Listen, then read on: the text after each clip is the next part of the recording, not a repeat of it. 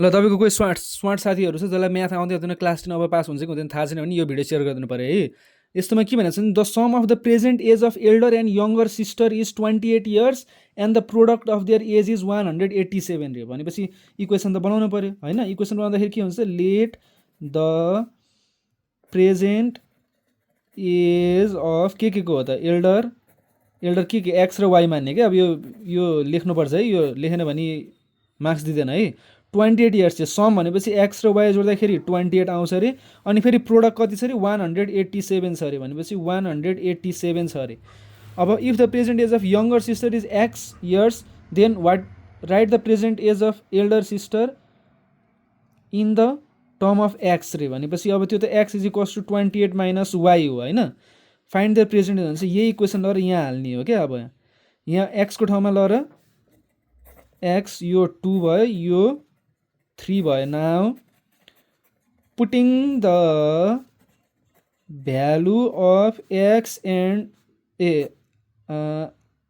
I in I गर्ने क्या। यो भ्यालुहरू यहाँ राख्ने भन्न खोजा इङ्ग्लिसमा है स्मार्टहरू।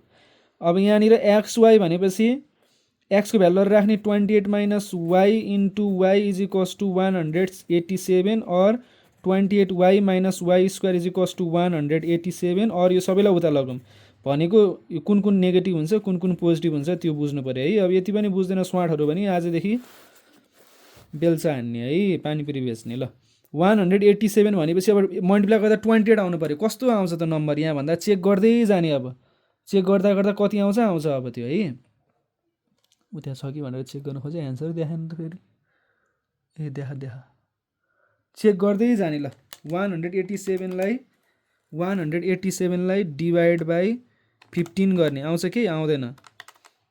187 लाई डिभाइड बाई कति गर्ने 17 गरौँ त। ओए आउँछ क्या, 17 र 11 जोड्दा 28 हुन्छ। ए ठ्याक्कै हुन्छ, 17 11 जोड्दा 28 हुन्छ कि हुँदैन हो। अब भनेपछि यहाँनिर 28 को ठाउँमा 17 माइनस 11 ए प्लस 11 राख्ने वाइ प्लस 187। अब कति स्मार्टहरूलाई यो फ्याक्टराइज आउँदैन क्या। अब के गर्नु, 10 पुगिसक्यो फ्याक्टराइज आउँदैन घोचुहरूलाई। त्यस्तो साथीहरूलाई सिकाइदियो है, फ्याक्टराइज त गर्नु बेजति हुन्छ यार। 10 मा फ्याक्टराइज बिगारेर आयो भने एक्जाममा भन त भोलि पर्सि अनि त्यसले दुबईबाट फोन गर्छ तिमीलाई, अनि साथी म त यता पुगेँ भनेर है। Y minus 17 minus 11 y minus 17 है।